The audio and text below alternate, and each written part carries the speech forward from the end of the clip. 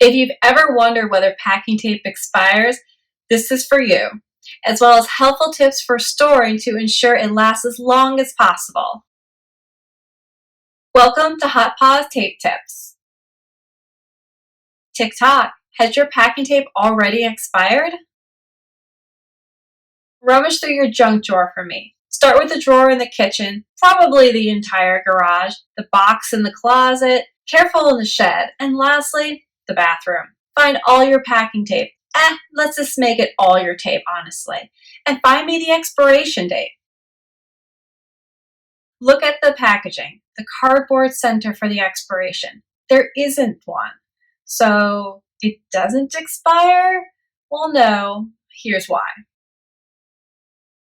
More accurately, instead of expiration date, let's call it optimal usage date. The tape you found in the shed, garage, your car is now only ideal for about 6 months, while the tape that was buried in the kitchen and office closet is living the life with 12 to 24 months optimal usage time. All tape has an optimal temperature and humidity the manufacturer says it should be stored at to perform as advertised. Tape is best stored in its packaging until ready for use and kept in a cool, dry area between 40 degrees and 80 degrees with the ideal conditions of 40 to 50% relative humidity. Tape inside a temperature humidity control home will perform as advertised the longest. While tape stored in areas influenced by the outside environment, such as shed, garage, car, are unable to consistently remain at those recommended ranges. The last piece of the puzzle.